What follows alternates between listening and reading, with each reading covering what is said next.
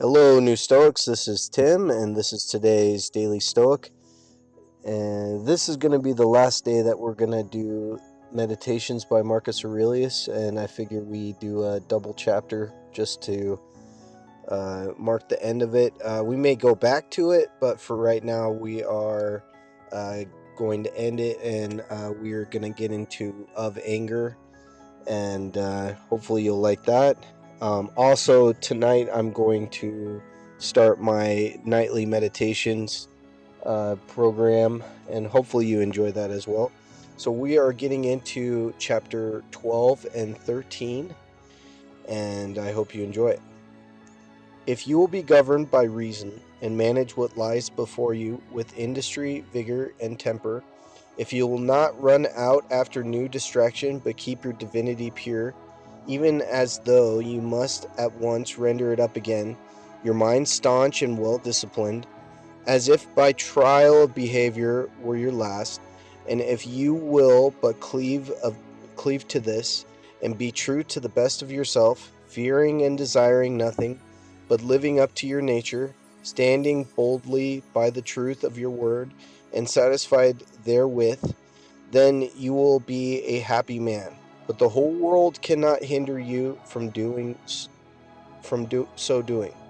As surgeons always have their instruments and knives ready for sudden occasions, so be you always furnished with rules and principles to let you into the knowledge of things human and divine, remembering even in your slightest action the connection these two have with each other, for without a regard for things divine, you will fail in your behavior towards men. And again, the reasoning holds for the other side of the argument. So in chapter 12, we get into uh, living a virtuous life despite uh, facing hardships and facing trials and tribulations. I think this moral system is unique because it doesn't necessarily say that you're going to live a good life, that good things will happen to you, only that you can achieve happiness, that you can have this state of happiness about you if you are virtuous. And I always tend to say that virtue is its own reward, because if you practice virtue and you do everything that you can to be virtuous, eventually you will achieve happiness. It's a very difficult thing to describe to somebody who only cares about pleasure, only cares about well-being, or some things. That some struggles that you're going to go through, you're never going to have a reward. You're never going to have uh, society say that you were right, and and that's a hard thing to swallow, because why get into a uh, way of thinking that says that you may, end up suffering and dying and living in agony.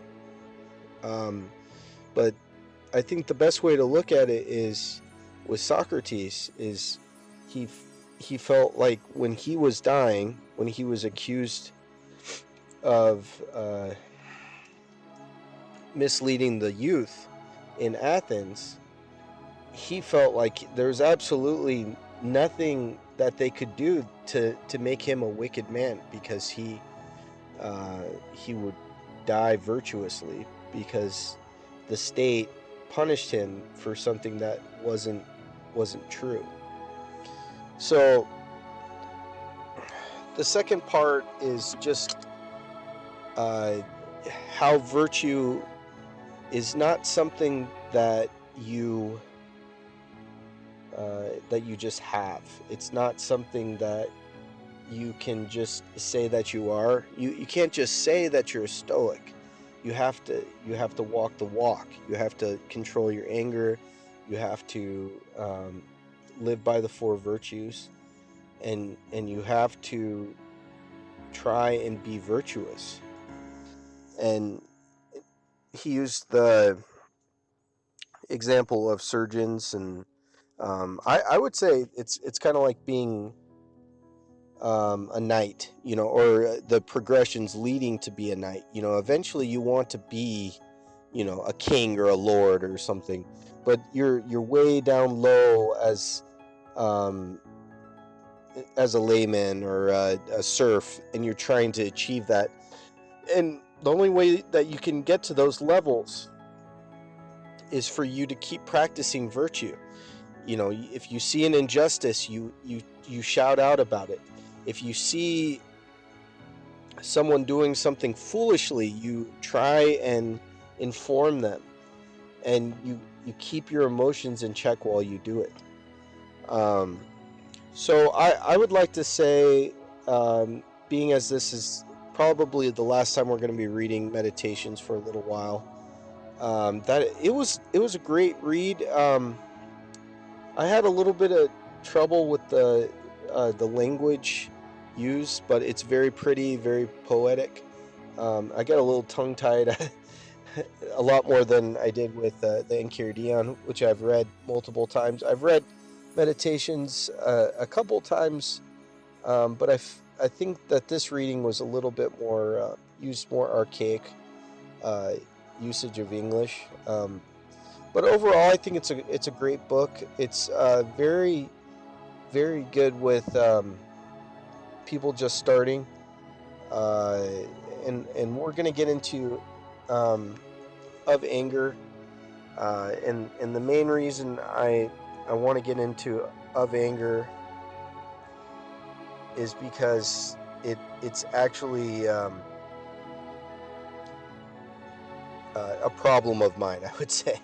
I have a little bit of an anger problem that I'm really working on, and I'm actually a lot better now than when I was younger. That I was very emotional and angry, and if somebody did something that I felt wronged me, I was just angry about it. And it was written by Seneca, and uh, it's it's a tough read, because especially people kind of who have the rage monster, I would say. But hopefully I'll be getting into that on Sunday.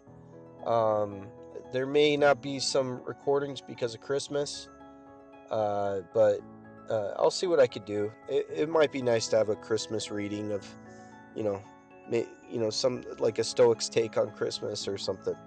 But anyways, I hope everybody's having a good night, and I'll be dropping nightly meditations probably within an hour. So have a good night, and